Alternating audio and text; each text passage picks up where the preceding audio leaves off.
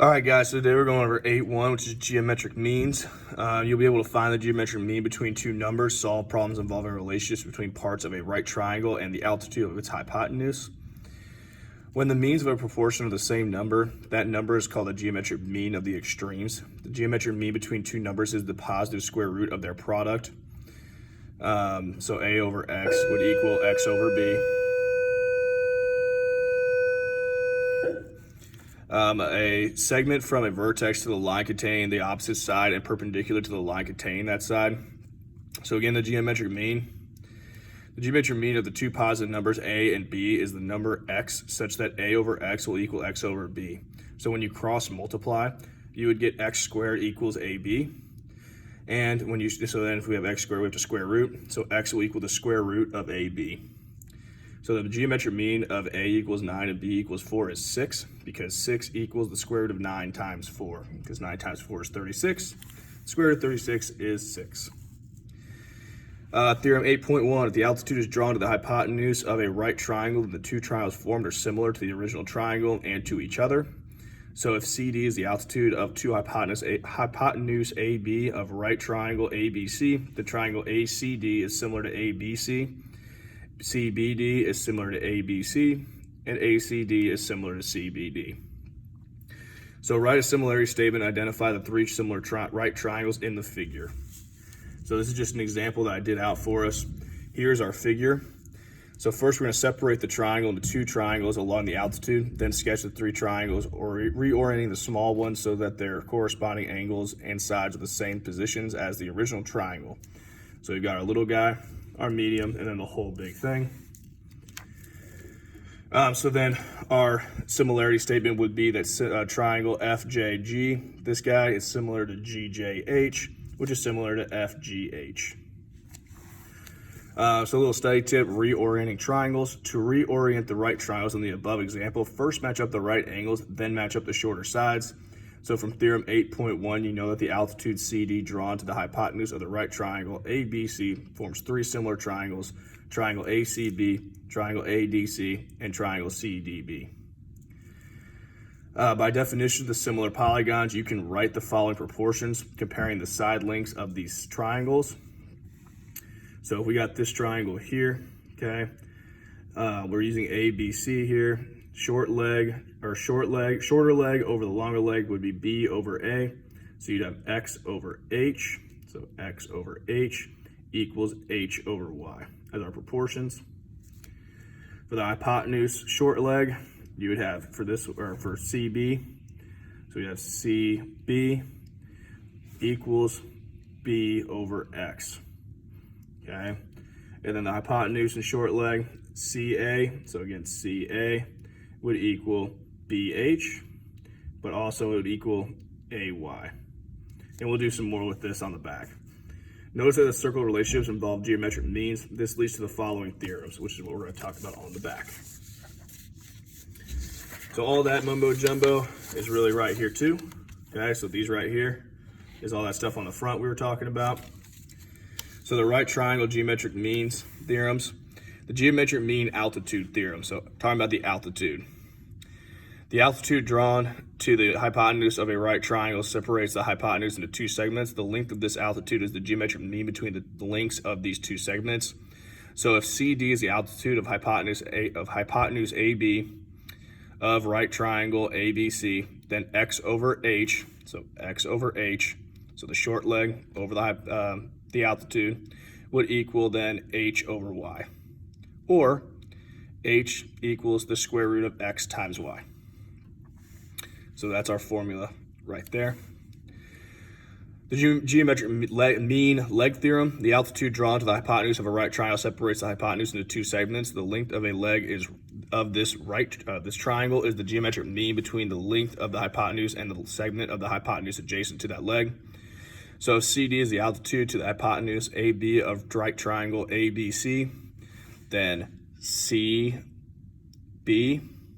equals B over X. So we're doing the hypotenuse over the short leg of the big triangle, and then we're doing the hypotenuse of this small triangle over the short leg. Or it would be B equals the square root of XC. And then we've got, for the other one, we have CA. So we have C over A equals A over Y, or A equals the square root of Y times C. So again, this is our formula down there. So some examples here. Find the geometric mean between each pair of numbers. So the geometric mean, remember, is just the square root of these multiplied. So we'll have the square root of 5 times 20. 5 times 20 is 100. So we have the square root of 100, which will equal 10. 36 and 4, we'll have the square root of 36 times 4. 36 times 4 is 144. Square root of 144 is 12. 40 and 15, we'll have the square root of 40 times 15. 40 times 15 is 600. The square root of 600 is 24.5 when we round. All right. So we're writing a similarity statement to identify the three similar triangles in this figure here. So I'm going to have, this is the little triangle will be number 1. This bigger triangle will be 2, and then the whole thing will be my third triangle. So I did the short side. I had the 90-degree angle on the bottom left, and then this is my short side. So the short side would be EF, because F will be attached to that 90-degree angle there.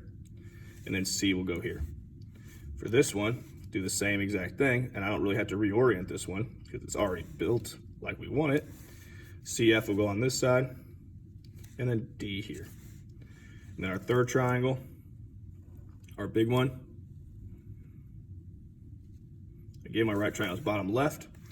My right triangle has C here. My short side is right here, so this will be E. And then we've got D right there.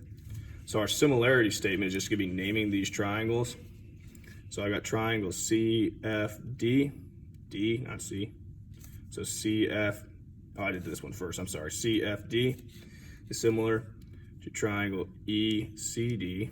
So I did ECD, just similar to triangle EFC. So that would be our similarity statement. For 5 and 6, we're trying to find X, Y, and Z. So for X equals, X is going to be our altitude. So I'm using this formula right here. So X is really my H in this formula.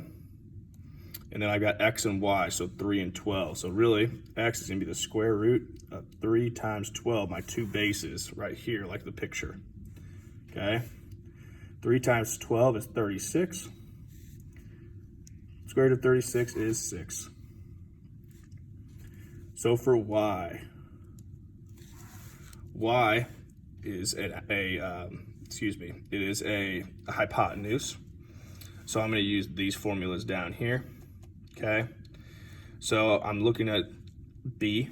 So how did I find B? B would equal the square root of XC, and X and C. So it would be, if I need to find Y, it would be the square root of 3 times the whole length, which is 15. 3 times 15 is 45. The square root of 45 is 6.7. Z, I'm doing it like this one right here, alongside of the hypotenuse of the middle medium-sized triangle. So that would be the square root of YC. So it would be 12 over the whole, or in the whole length. So I'll have 12 times, and then the whole length, which is 15. 12 times 15 is 180. So the square root of 180 is 13.4. All right, so there's number 5. So number 6, we're doing the same thing, finding X, Y, and Z. So to find X, so X, we've got a leg here, all right? So I'm still gonna use this formula, all right? So if I use this formula, H is 16. That's the altitude. And then I have X times Y, so it's the square root of 8 times X. So square root of 8x. That's my setup. So then I have to get rid of that square root. I have to square both sides. So 16 squared is 256 equals 8x. Divide by 8. So x is going to equal 32. So I got my x. So then I did z next. For no real reason, just decided to do z next. Z is a hypotenuse, so we're going to use it just like this guy right here. It's the small hypotenuse. So we're doing it like with the b equals the square root of x times c. So I have the square root. And then x is that short side, so 8 times c, which is the whole length. So 8 plus 32 is 40. So that would equal 8 times 40 is 320. So the square root of 320. The square root of 320 is 17.9. And then we got y. Y is the big triangle's hypotenuse, or the medium-sized triangle's hypotenuse. So we're using this formula down here with a. So a equals the square root of yc. So really it'd be y equals the square root of x times the whole length.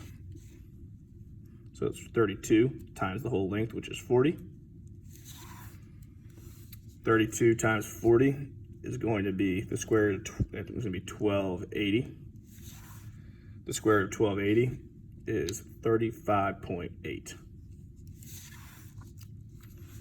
So that's 6. And on the last one, Corey is visiting the Jefferson Memorial with his family. He wants to estimate the height of the statue of Thomas Jefferson. Corey stands so that his line of vision to the top and the base of the statue form a right triangle, as shown in the diagram. About how tall is the statue? So, when we're doing this one, we know that this side is going to be the same as this side because it's a rectangle. So I'm going to have 8 feet, 8 inches right there. I also know that this side is the same as his height, which is 5'8". Okay, so then I need to find the x. Okay, then I'm going to have to add them together. Okay, so the way I set this up, I'm using this formula right here because I have the altitude and I have these two sides. Okay, so when I do this, I'm going to have 8'8" because that is my altitude, will equal the square root of 5'8" times x.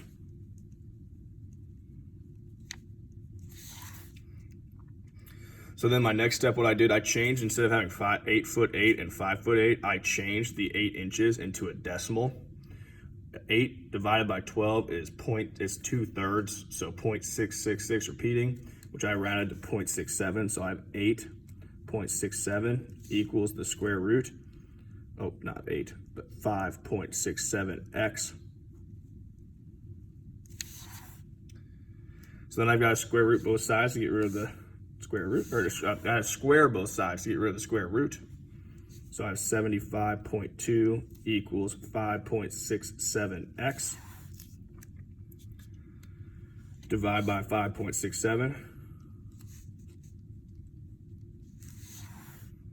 So then I get 13.3 repeating equals x. And really 1/3 of a foot is 4 inches, so it's 13 feet 4 inches equals x. So this is going to be 13 feet 4 inches.